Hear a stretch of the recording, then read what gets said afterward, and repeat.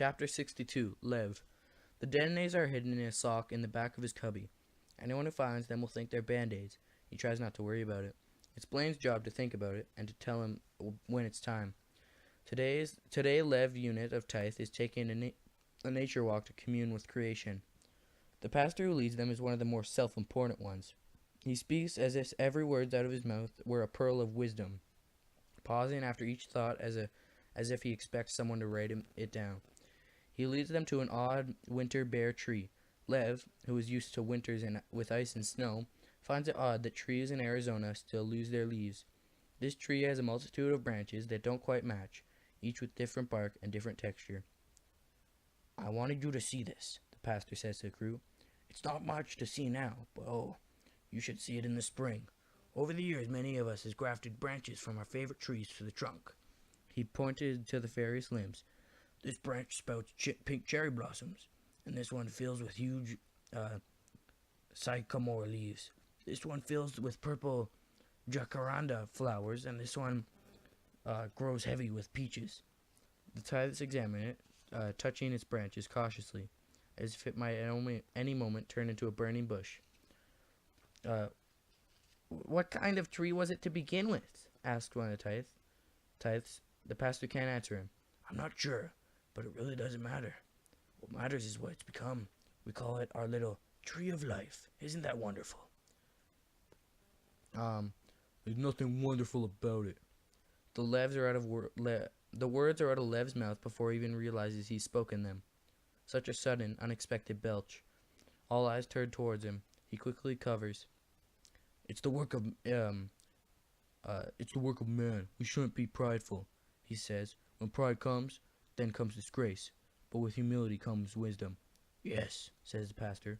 "Proverbs 11, isn't it?" Proverbs 12. "Very good."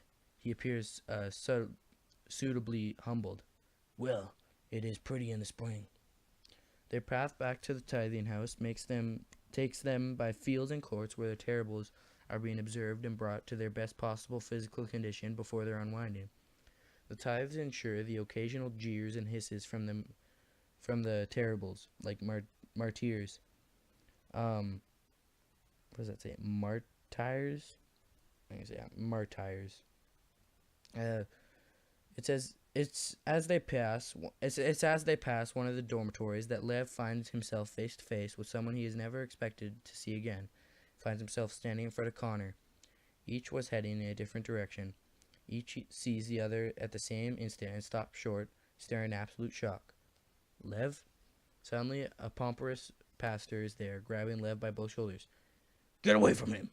The pastor snarls at Connor. "Haven't you done enough damage already?" Then he spirits Lev away, leaving Connor standing there. "It's all right," says the pastor, his protective grip on Lev's shoulders still firm as they stride away. "We're well aware of who he is and what he did to you. We were hoping you wouldn't find out he was at the same harvest camp. But I promise you, Lev, he will never harm you again."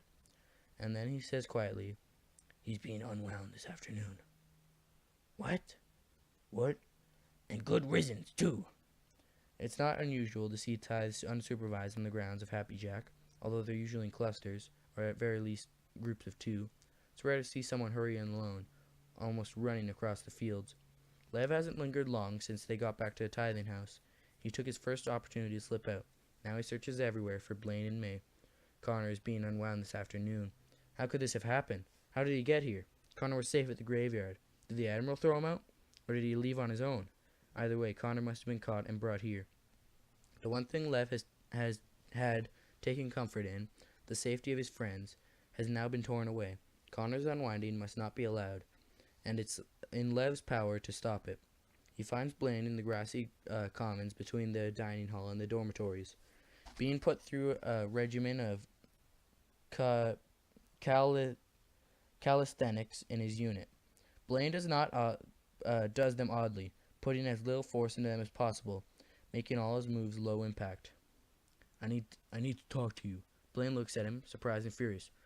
"What, are you crazy? What are you doing here?" A staffer sees him and makes a beeline toward them. After all, everyone knows tithes and terribles do not mix.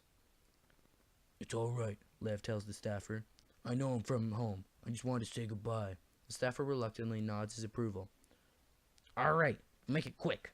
Lev pulls Blaine aside, making sure they're far enough away that nobody can hear. We're doing it today. Alright, we're doing it today, Lev tells him. No more waiting. Hey, says Blaine. I decide when we do it, and I'd say not yet. The longer we wait, the longer we wait, the longer we risk of going off by accident.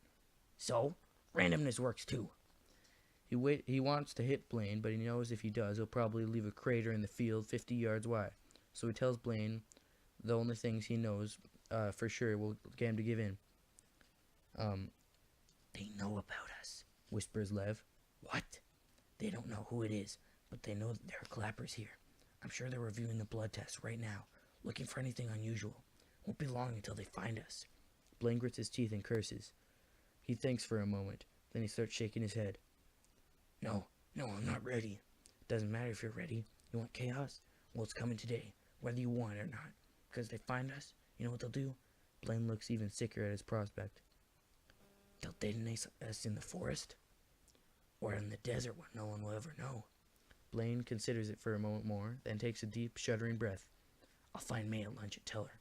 We'll go at 2 o'clock sharp. Make it 1. Lev rummages through his cubby, getting more and more frantic. Those socks have to be here. They have to be, but he can't find them. The detonators aren't crucial, but they're cleaner. Lev wants to be clean and quick. That's mine. Lev's to see the town-headed kid with emerald-green eyes standing behind him. That's my cubby. Yours is over there. Lev looks around and realizes he's off by one bed. There's one unit. There's nothing in the unit to identify one bed or one cubby from another. If you need socks, I can lend you. No, I've got some of my own. Thanks. He takes a deep breath, closes his eyes to get his panic under control, and goes to the right cubby. The sock with the detonators is there. He slips it in his pocket. You okay, Lev? You look kind of funny. I'm fine. I've just been running, that's all. Running on the treadmill. No, you haven't, says the kid. I was just in the gym. Listen, mind your own business, okay? I'm not gonna be your buddy. I'm not your friend. But we ought to be friends. No, you don't know me. I'm not like you, okay? Just leave me alone. Then he hears a deeper voice behind him. That's enough, Lev. He turns to see a man in a suit. It's not one of the pastors, but a counselor who admitted him a week ago. This can't be good. The counselor nods to the town head kid. Thank you, Sterling. The boy casts his eyes down and hurries out. We assigned Sterling to keep an eye on you to make sure you're adjusting. We are, to say at least, concerned. Lev sits in a room with a counselor and 2 pastors. A sock bulges in his pocket. He bounces his knee nervously, then remembers he's not supposed to make any jarring motions, or he might detonate. He forces himself to stop. You seem troubled, Lev, says the counselor. We'd like to understand why. Lev looks at the clock. It's 12:48. 12 minutes until he, May, and Blaine are supposed to meet and take care of business. I'm being tithed, Lev says. Isn't that enough of a reason? The younger of the 2 pastors leans forwards. We try to make sure every tithe enters a divided state in the proper frame of mind. We wouldn't be doing our job if we didn't try to make things right for you, says the elder pastor, then offers a smile so forced it looks like it's more like a grimace. Lev wants to scream, but he knows he won't get him out of here any faster. I just don't like being around other kids right now. I'd rather prepare for this alone, okay? But it's not okay, says the older pastor. That's not the way we do things here. Everyone supports one another. The junior pastor leans forward. We need to give the other boys a chance. They're all good kids. Well, maybe I'm not. Lev can't help but look at the clock. Again, 12:50. May and Blaine will be in the place in 10 minutes. And what if he's still in here in this stinking office? Won't that just be great?